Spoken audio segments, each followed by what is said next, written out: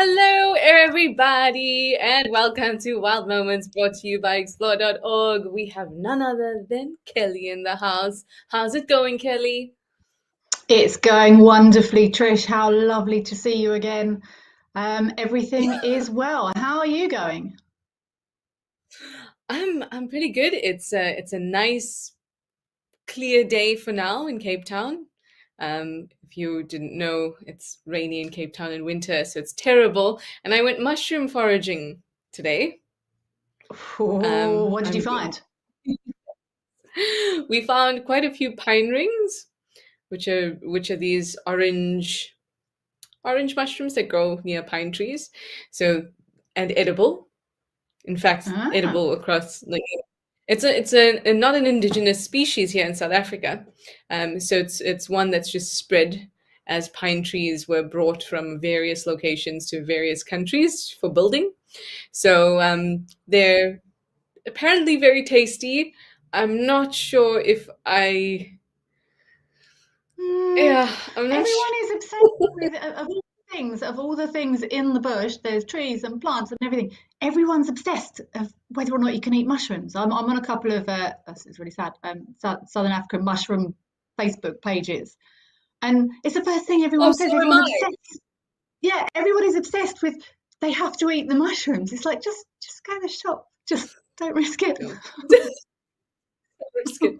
If there's ever, I mean, I love looking for mushrooms in the bush. It's one of my favorite things, especially when there's been a nice thunderstorm and I found such a massive variety in the bush previously. But I would not eat a single one of them unless it is a boleti, which is very easy to identify and quite tasty. But otherwise, I If in don't know. doubt, leave But it out. anyway, exactly. If in doubt, leave it out.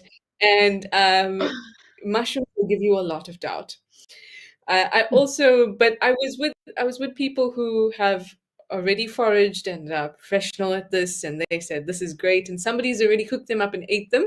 So I'm just gonna wait until tomorrow, find out if they're okay, Good plan. and then I'll give it a go.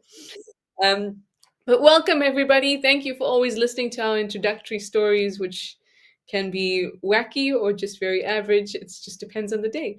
And if this is the first time that you're joining us, Wild Moments is when we go through different clips over the last week, or sometimes we have a theme, and we get to discuss interesting points and interesting behavior and all those wonderful things. And you get to ask questions and send through comments because we're live and interactive, which I think is probably my favorite part of it. And we have a whole lot of hellos coming through already. We've got quite a few clips, and then we'll get straight into it. But first, let's get straight into all of you and say hello. Bridget McKenney says, hi, Trishala. Hi, Kelly. Hello, Bridget. Jean Gale says, ooh, Jean Gale, it's the morning for Jean in sunny Seattle, and she's having yogurt and granola this morning. Very Mm. nice. I've got a glass of water. How about you, Kelly? Coffee. Very good. And a good reminder, I'm out of coffee at home. Very nice. At least you're in with the cool kids in the chat. All of them drink coffee. I'm not a cool kid just yet. Oh, like Rolling Trouble says hello from Washington. Coffee and water are both of us. Coffee and water. Thanks, Rolling Trouble. And Tris Vissup says, hello, friends, cold water in hand. And you're glad that you can join today and you're hoping for a great show as always. Well, we'll do our best. Dear NC says, good morning from sunny Seattle. Ready to go with your coffee? Didn't we know it? Andy says, good afternoon. What's the special today? Oh, let's see. Today we have a special of various herbivores, the occasional, um, a bit of a prickly one, a prickly start to the show, but we're going to end off rather cutely. So that's the special today. Sorry, Andy, I needed more time to prepare for that. Amber Co, you say thank you all and happy Thursday. Coffee and donut in hand. Yes. And Grumpy Old Man is here. Hi, Grumpy Old Man. You say it's them, Trishana and Kelly. It's us. And Karu, we know it. You've got milk, Karu, and a banana. Oh, and banana bread today. And you say hello to both Ooh, of us. Hi, nice. Karu. Yeah, that's a goodie. That's a goodie. Mm. Miss UAE87 says today you have fruit with milk for snacks. Very nice. Interesting combination too, particularly if you're eating citrus. But I've recently learned that in some areas of the world, people actually mix orange and milk to make a nice drink. So Hmm. maybe it's a thing. Give it a try. Give it a try. Laura MC's good. Laura MC says, "Good morning, all from Texas," and she's got a little cowboy hat. Thank you, Laura MC. And Casper Sled Ghost says, "Good day, Trishala and Kelly, and everyone. Hot coffee and rain, ready for the show." It's a good combination. And finally, Dana says, "Hello, everyone." Hello, Dana. And Karu's just sent through a sneaky another message. Says, "Not me. I don't like coffee, but I like the smell of it." That's how I used to be. When did you start drinking coffee, Kelly? I was a late hot drinker developer, to be honest. I didn't start drinking Really? coffee probably till my mid-20s. I didn't Oh, me drink too. tea, I didn't drink coffee, and I don't really know how I ended up a coffee drinker, to be honest. But I was a late starter. You see some kids with tea in their mugs and all the rest of it. But no, I was a late developer on the hot drink front. Oh, me too. I was very awkward at tea parties. I would always be wanting something cold. But me too. I think I started drinking coffee when I was about 26 or something like that. Mm. So I'm making up for it now, it but happened. that's okay. No, I can only still tolerate 1 cup a day. Never more, sometimes not at all. Gosh, that look you gave me there, Kelly, that look was very judgmental. It was telling you that I probably manage more than 1 cup of coffee a day. Keep working at Anyway, it. let's Practice get makes perfect. thank you, thank you. Let's get stuck right into it and let's go over to the first of our specials, as Andy said, the rather prickly one. I adore porcupines. I adore them. Oh, look at his Oh, little and face. also yes, and also seeing it from behind is just too cute. Is he gonna? Oh, I love watching porcupines. I don't get to do it enough. That's so cool. So cool. And I don't I don't think I've ever seen the back of a porcupine. Because every time No, I see them, I've, I see what? You see them side and then they run on, away. or if exactly, or if you happen to be walking, they're trying to get away from you so quickly, and even when if the back is coming towards you, you're not paying attention to how cute it is anymore.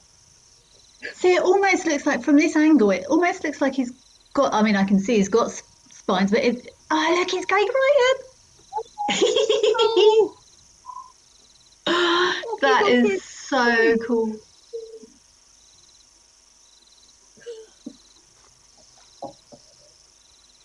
Well, that Oh, was that's effective. very effective.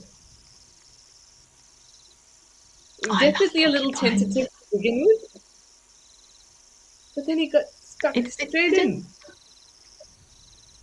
See, I haven't had enough porcupine sightings. They tend to be so shy and obviously nocturnal. I've only had one. I think I might have told this story here before. I don't think I'm going to tell it today, but I've only ever had one really good porcupine sighting, um, and it was interesting. But I've hardly ever got time or chance to actually observe porcupines for long because they're so shy. I know some people, they come around camps and lodges and things like that, but I've never really had a chance to watch them. But they're so cool. Ah, so cool. But when I'm actually in the bush, I've only seen a porcupine twice. One I Mm. wouldn't even count because just the quills moving away from me, but the other one was a good one. But in Cape Town, when I lived on the peninsula near Simonstown, I would see them every night. Oh, that's so cool. They're incredible. When you look at animals like this, you just go, wow, like design is just so Yeah, interesting. Everything is so different and so varied, and like who'd have thought of that? Who'd have thought of making an animal like that? It just fascinates me. it is fascinating. And it's also something I've not ever thought about, whether a porcupine could swim or not. But I did read a little and I found out they're actually quite good swimmers.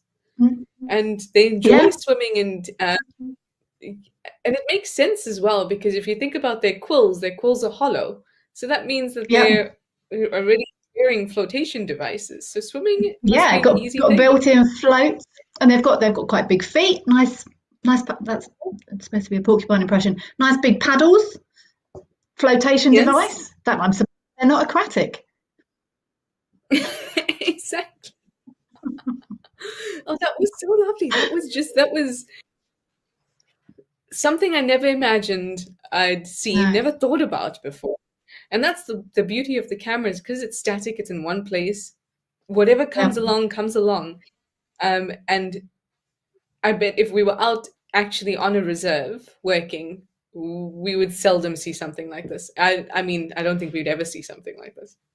No, like you said, I've in a bush setting, I've maybe had also maybe two porcupine sightings. The rest of, and even then, not that many. I've all been around camps or lodges, or people have been unethically feeding them in camps or whatever. But in the bush, very, very rarely. Yeah. Oh, that was amazing. Madison V, you say porcupine swimming is one of the cutest things, right? Now we all know that. It really is. Bridget McKinney says, wow. Zygote says, wow, swimming porcupine, right? How cute. Absolutely beautiful. We're going to move on to the next clip, but before we do, we have a few more comments or a few more hellos. AA Bullard says, good morning, all. Good morning. April Owl is here too and says, good morning, everyone from Connecticut with your cherry iced tea. Nice Cool. choice. Tris Vissop comes in with a bit of wisdom and says, all mushrooms are edible, just only once. Thank you, everybody. Now I'm going to be shaking in my boots as I try to prepare these pine rings. They're totally safe, everyone. They're totally safe. I'll just If in doubt, leave it out. let's move on. Let's head over to Olifant's River crossing. Oh, hello, guys. I love watching giraffes. They always seem so like they're giving everything quite consideration. They consider their actions. Oh. Oh, those long legs do come in handy. I wonder how they I like decided what who was going first.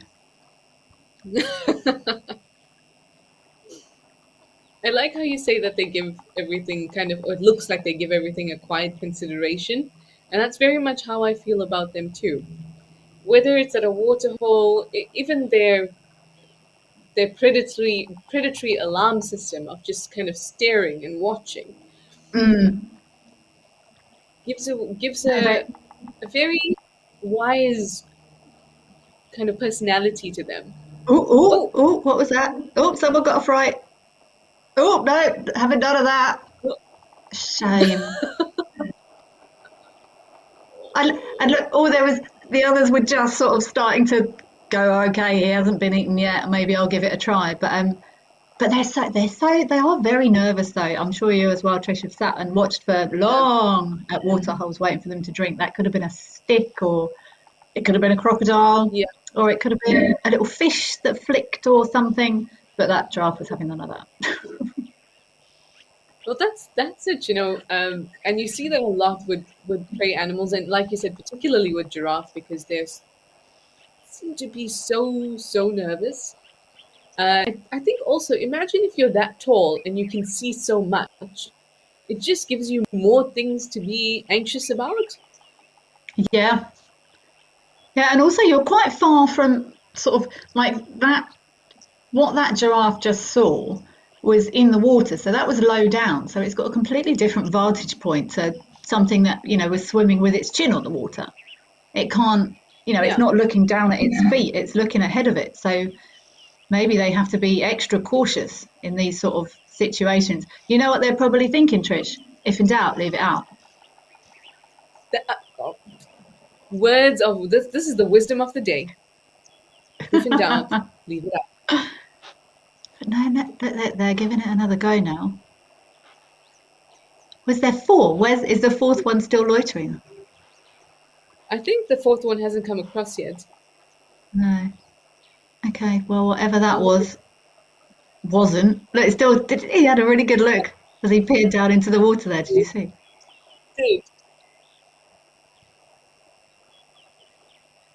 Oh wow. It is interesting. I mean, he ran all the way back, so All close the at the way. end, to Mm. the end. Yeah.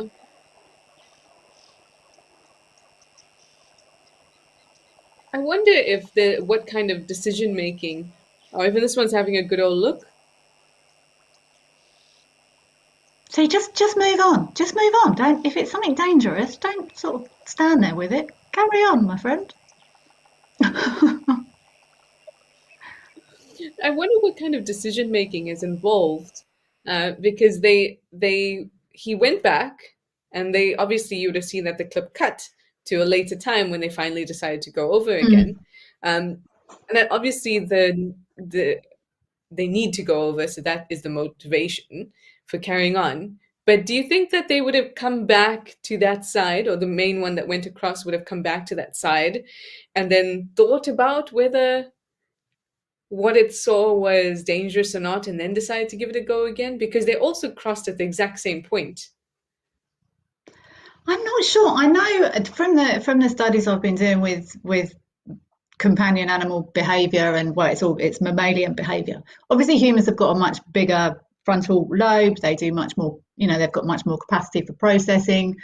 And despite the studies that we've done, we don't really know what's happening in animals' heads. We can read fear behavior, we can read, different body languages and that sort of thing, but we don't really know. So whether or not they've gone back and gone and they've had a little chat, or they've remembered the last time they crossed a river and something bit one of their feet, and then they go, oh well, what time of year was that? I don't know. Um, I Yeah, would I would think it's more instinct. I would say it's more, they would perceive a threat and then work out. Well, I don't know. I don't know the answer, and that's what fascinates me. We can only guess a lot of the time. There must be some exactly. rationale behind it, but I can't imagine that giraffe went, oh, there's a thing. Maybe it's crocodile. Maybe it's a log. Oh, how thirsty am I? I'm not sure, because I don't think animals rationalise like that. That's what we'd do. We'd sort of process it. Oh, how dangerous is that? Shall I run? What happens if I go back? Which way is further? I would have thought it would just go, danger, run. Who knows? Exactly. And the thing is that even when we do think about, or we try to study animal intelligence, or not even intelligence, but even just decision making, which is a little easier. If you think about studying our decision making, it's a little easier than trying to study how intelligent another person is, because that Mm. is almost it's inconceivable. It can be subjective, it can be not subjective. You can have empirical tests, or not. Yeah. But either way, regardless, anything that we study is still within, it's still a human brain that is trying to understand it. So Yes. and that in It itself fascinates me. means, I love it. That's why I enjoy it so much. And your decision. Oh, we're going to get all philosophical, but I'll be quick. Like your decision to go over there and close the window might be completely different to mine. I might have gone, oh, last time I left the window open, a fly came in, and then I got cold, so I'm going to close it. But yours might be completely different. And we can't even determine human thought processes. So giraffe, we've got no chance. exactly, no chance with a giraffe. Um, Karu, you say you wonder what spooked the giraffe. I think that, well, firstly, we know that giraffes do get easily spooked. And we spoke a little bit about the fact that they're very high from the ground, um, and they don't have many other defenses besides being able to run away and the advantage of their height. So what I think it might have been, given that the other two of the other no, the same giraffe when it returned and the other one stopped to look at the patch, I think there might have been something there, something convincing enough to look like a potential threat, Mm-hmm. or like, a log, or it could have been something like a monitor lizard, or something that's not a Mm. threat but is still drawing their attention when it comes when they come to that spot. What do you reckon, Mm. Kelly?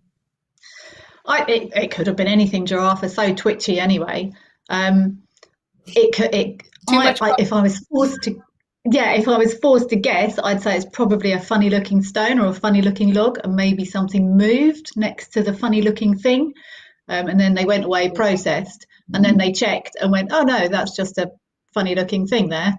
Um, no need to worry." But they did scamper. Can giraffes scamper? They did scamper out when they got to the other side. There, they sort of went, "Oh, right, okay, that's enough of that." I don't think giraffes scamper, do Exactly. they? It might be a little difficult for them, but we get what you're Yeah. saying. JJ, you asked, do giraffes have a leader? No, they don't have a leader. They don't really actually form any kind of strict herd.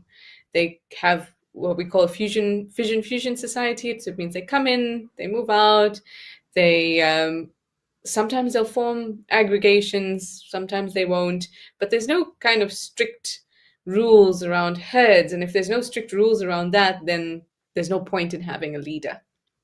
But you will That guy get might have been in dominant. charge for that river crossing. That's true. That's true. For specific situations, it might definitely be an individual that's in charge. How they determine that, I don't know. I don't know. Comes back to the what we were saying about them thinking. How do we even know what they're Mm. thinking? But they are dominant individuals that exist within an area. But the dominance relates more to mating opportunities than it does to um, looking for resources or other resources like water or Mm. food. And it's kind of every giraffe for him or herself. But the females will can be seen with their calves. But other than that, even the females don't really hang out together as a permanent group. They're very interesting animals, giraffes. Kind of remind me of me a little bit sometimes. A little skittish. Do you scamper? I can scamper. Ooh, we have a long one. Laura MC. All right, Laura MC, let's get into it. Laura MC says, yesterday while at lunch, Laura MC, where do you have lunch?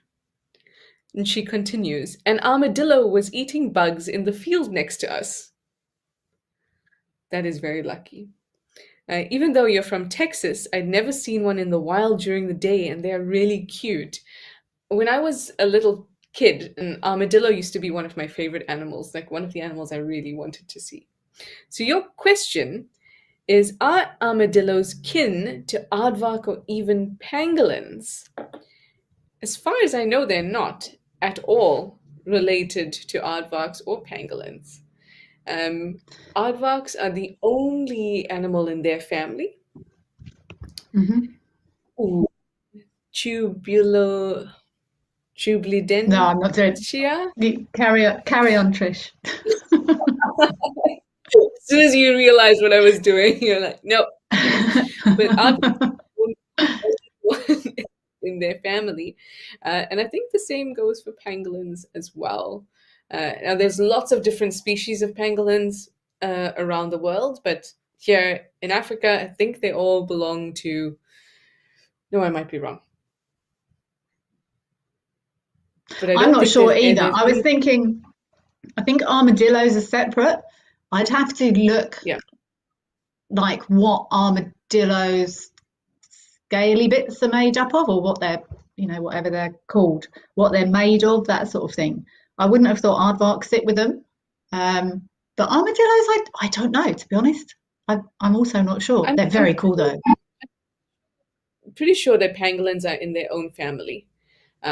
Hmm. And I remember coming across a similar question like this and knowing that Okay. they're distinctly not related. Um, I've never but thought about they, it, to I be mean, it's honest. the only reason I'm able to answer this because I literally came across something like this about a year ago. I was writing a script about Hmm. pangolins. And I think there were 9 different pangolin species in the world, Hmm. but I remember that they distinctly were not related to armadillos, which I think is Okay. very interesting because because I was reading about convergent evolution. That's why. Ooh, Uh, nice. Yeah. there we go. So two animals that have a similar look or a similar adaptation, but are Hmm. not related. Okay. Be a pangolin. Brilliant. I didn't know that. Thank you. Huh. Well, yeah, some random pockets of information just sit in I your head can't when you have to do work about animals. Gosh. Uh, and then Laura MC, you say, how do we know the giraffe wasn't running back fast to say, come on, but watch your step on the bank at the right? We It don't would have know. shouted. It could have just shouted. Exactly. It could have just shouted intonically in low hums. Come on, everybody. Anyway, let's move on to our next clip. Let's head over to the Eastern Cape and have a look at a very cute rhino.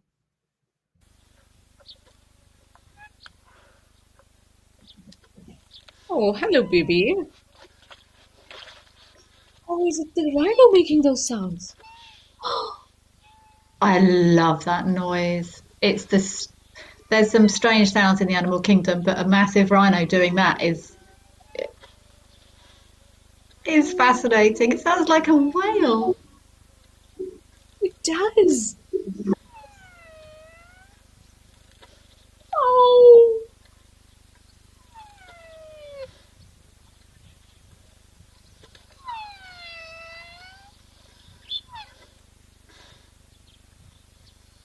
Oh, that's so cute. Meow. oh my goodness.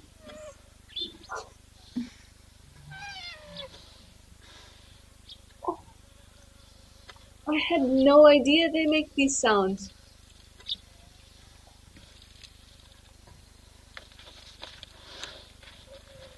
I have heard them do that before.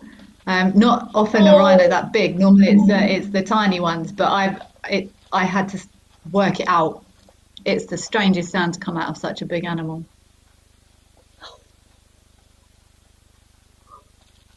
it looked like it might have been denied the nursing opportunity there. I agree. Hence the protests. I think. Hence the protests. Yeah, I agree with you. I agree with you. Rhino calves, I think they nurse for, or they weaned around a year and just after a They year. can. So they nurse for quite. Yeah, I think they can. Yeah, they can go quite late. But that was a big baby rhino. That wasn't tiny. It wasn't a little one. No, definitely not. And the I think some of them might even go up to about 2 years. I mean, if certain circumstances, like mum decides that she doesn't have any other calves and this calf is a little bit spoiled, we all Mm, know them. And black rhino calves, they black rhino calves, I think, even nurse for even longer than the white rhino calves do. it can go a long time. But that was a big protest in rhino wanting a drink. I think. Definitely, definitely. Shall we have a quick look at our last clip? And Laura MC, it's just for you because it's an aardvark and it's back at Jabulani. So let's go have a look. Oh, I love seeing all the nocturnal, slightly weird creatures. I see Monica 77 is going to the Kruger next week, so she's very lucky. She might actually get to see an aardvark. We hope so, Monica. We hope the nicest, greatest, most interesting, and unbelievable sightings for you. Look at that. We have to Aardvarks be. are big. Yeah, I'm shocked. I haven't had many good sightings, but they're really quite big. They were surprisingly big. They're 60 kilograms or something, aren't they? They're big animals. I mean, when I think they can like get up to 60 kgs or something like that, and that's huge. I mean, that's actually a little scary. Um, I do love an aardvark though. Porcupines and aardvark. Maybe I must go on a porcupine. I was at Swalu at some point, and I drove around the whole night looking for an aardvark. Nothing. oh, well, clearly you need to go to Jabulani because I this think I think Aardvark I is might one do of that. them. Oh, maybe Exactly. I will. Do it, do it, do it. Um, Grumpy old man, you're asking about the rhino. You say, which end was the noise coming from? Pretty sure it was coming from the front end. I No agree. sound so smooth has ever come Mm. out of the arena of any animal. Especially a rhino. Actually, a rhino, yes. Rhinos can be quite musical with their toots. Toots. Oh, Musical that was rhino lovely. toots. That was lovely. It's time to say goodbye. Kelly, thank you so much. It's always a pleasure to do these shows with you. Thank you for having me. Our pleasure. And thanks all of you for your questions and your comments and for watching these wonderful clips with us. And of course, thank you to all the animals and the cameras.